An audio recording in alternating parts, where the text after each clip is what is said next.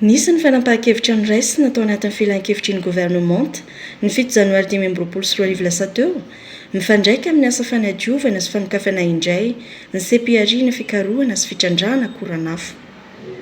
Teboka maromaro mitondran'ny ministry ny Renakebon-tany fanazavana momby izany teny amin'ny toeram-piasany.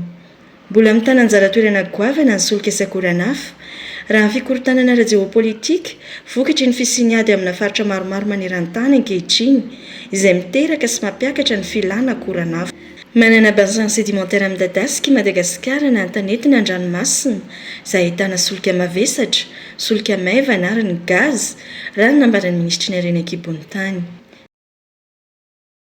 Sy ampiarina secteur pétrolier amont zany dia mikasika ny fikarohana sy fitrandrahana solika misy karazany mety hoe solika tsy hoe likida ihany fa mety misy hoe ny solika mavesatra na huile lourde, ny solika maivana na ny pétrole léger na ny gaz ihany koa dia tafiditra anatin'izay le hoe sy ampiarina izay daholo. Ny ao amin'isy raha tsy mangaika eo anivon'ny ministera no miandraikitra ny mikasika sy ampiarina fikarohana sy fitrandrahana koranafo io raha ny fanazavana. Misy moa no organisme rattaché amin'ny ministèran'ny Renakebon-tany miandraikitra ny izay resaka akoranafo fikarohana sy fitrandrahana izay dia efa miasa amin'izay zareo ankehitriny. Tsara ny manamarika fa efa nisy orinasa nisehatra tamin'ny asa fikarohana teto amintsika saingy nisy ny fiataon'izany nandritra ny taona maromaro izao. Misy koa nefa fahitana ihany koa tamin'ny fikarohana izay efa natao teo aloha mikasika ny solika mavesatra na le hoe huile lourde teo anivon'ny any Atsimorory zany. Io indray tsy ohatran'le gaz teo efa nahitana fotsiny fa efa nisy an'le hoe découverte commerciale, zany hoe efa tena vita mihitsy ny fikarohana tany amin'ny taona 2014 tany ho any ary efa vao fantatra ara-dalàna hoe 1,7 milliard de barils le abetsaky ny solika mavesatra ao Atsimorory zany.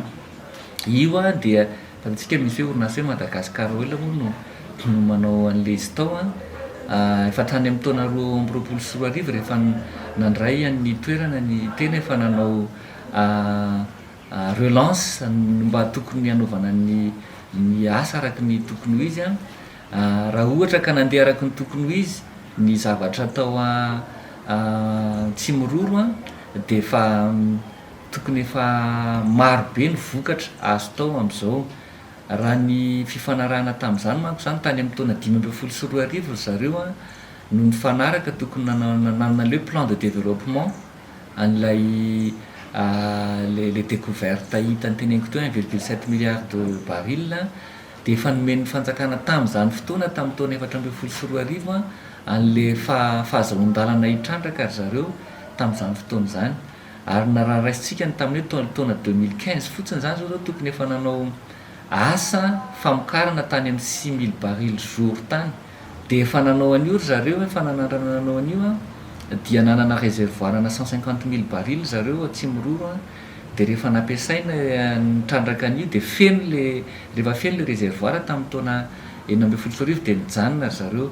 Ka le hitanareo amin'ny mandeha amin'ny gazety na ohatr'izany reny ohatrany hoe mivarotra i Madagasikara Oil zavatra le stock tao fotsiny no alefan'zareo fa tsy hoe nitohy le asa fitrandrahana fa raha nitohy le asa fitrandrahana efa tokony efa any amin'ny 50,000 barils jour any ho any efa tokony production andry zareo efa nanomboka fotoana elaela zany. Raha tena mandeha tsara io zany dia tokony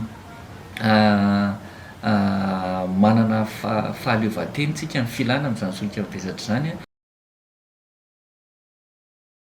Anisan'ny atao anatin'izao asa fanadiovana izao ihany koa sy ny relance ny secteur pétrolier amont dia ny fijerena manokana an'izay hoe ahoana ny atao mikasika ny fifanarahana amin'ny Madagasikara Oil mba hitondra vokany ihany koa zany ho an'ny firenena. Ankehitriny miaraka amin'ny fanapahan-kevitra iroso amin'ny fanokafana indray ty sy ampiarina ity dia misy ireo dingana mila tanterahana ampany amin'izany reto manaraka ireto. ny fandraisana didimpanjakana manafoana ny fifanarahana deo aloha sy fandraisana didimpanjakana vaovao mba hahafana miantso mampiasa vola vaovao indray ho an'ireo bloc pétrolier tsy misy manao asa fikarohana na fitrandrahana. Eo ihany koa ny fandraisana didy fampiarana momba ny lalàna laharana 9 tsipika 820 mifehy sy ampiariana koranafo izay tsy mbola misy hatreto. Aorian'izany no ahafana mamaritra ireo fangitra na cordonné amin'ny toerana ahitana sy misy ireo bloc pétrolier raha ny fanazavana hatrany.